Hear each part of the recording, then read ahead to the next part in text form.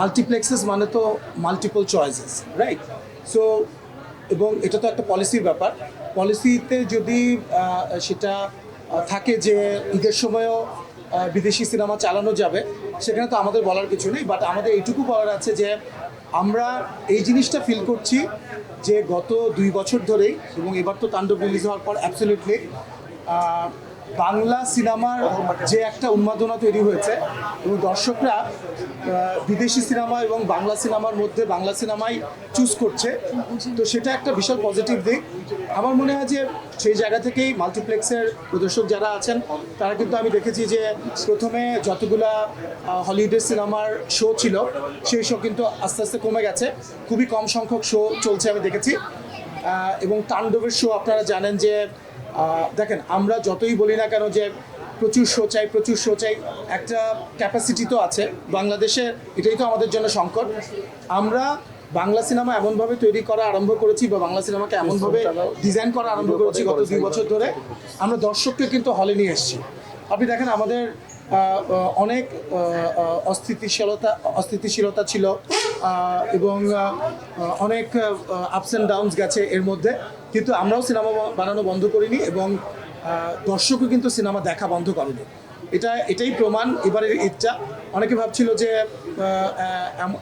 এত বড় একটা রাজনৈতিক পট পরিবর্তনের পরে মানুষ আসলে সিনেমা হলে আবার হলমুখী হবে কিনা। আপনারা তো দেখলেন, আমি আপনাদেরকে বলেছি যে আমার কাছে যখন হল রিপোর্টগুলো আসছে, আমরা তুফানের সময় বলেছিলাম যে গত 30 বছরের ইতিহাসে এত বড় হিট এবং এত দর্শক আমরা কখনো পাইনি। এবং তাণ্ডবের ক্ষেত্রে আমি বলবো তুফানকে ছাড়িয়ে গেছে, ওপেনিং ডেতেও ছাড়িয়ে গেছে এবং প্রতিদিনই তুফানের রেকর্ড তাণ্ডব ভাঙছে।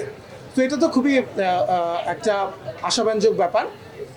সো আমার একটাই বলার আছে, মাল্টিপ্লেক্স প্রদর্শক যারা আছেন, দেখেন সারা পৃথিবীতে যেভাবে হয়, যখনই একটা বড় সিনেমা আসে, হলিউডেও আপনি দেখবেন, অথবা অন্যান্য আমাদের পার্শ্ববর্তী দেশেও আপনি দেখবেন, বড় সিনেমা যখনই আসে অথবা যে সিনেমাটা দর্শক গ্রহণ করে অনেক বেশি পপুলারিটি তৈরি হয়, তখন অটোমেটিক্যালি কিন্তু শো সংখ্যা সেটার বেড়ে যায় এবং সেভাবে করেই কিন্তু স্ট্রাকচার্ড ওয়েতে সেটা ম্যানেজ করা হয়।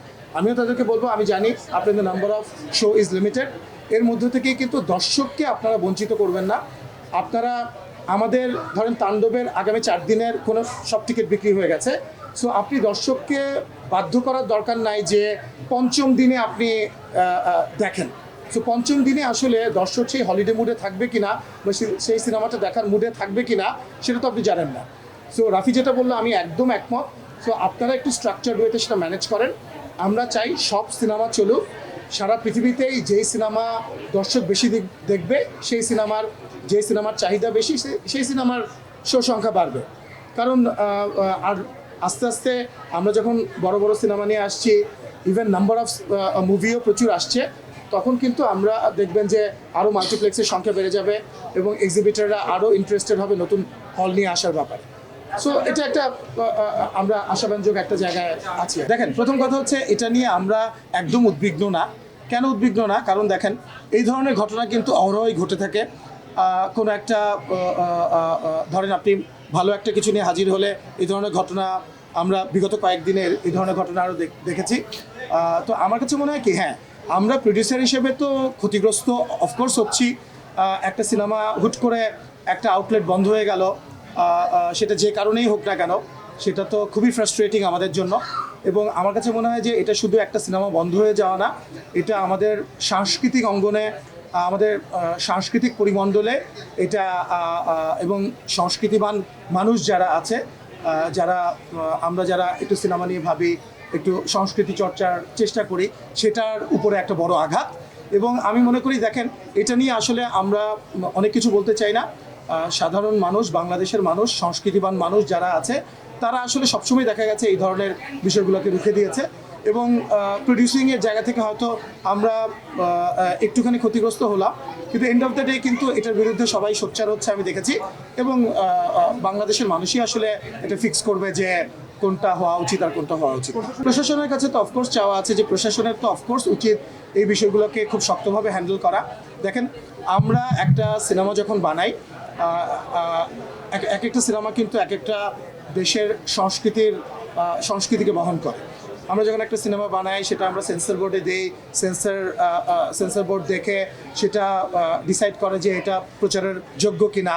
তো তারপরে যখন একটা সিনেমা মব করে বন্ধ করে দেওয়ার চেষ্টা করা হয়, সেটা তো অফকোর্স খুবই আবারও বলছি খুবই ফ্রাস্ট্রেটিং, এবং প্রশাসনের কাছে তো আমার মনে হয় প্রশাসনও সেটা নোটিস করেছে, এবং তাদের কাছে তো আমাদের সেটা আমরা চাই প্রশাসন সেটার ব্যবস্থা গ্রহণ করবে বলে আমরা আশা করি।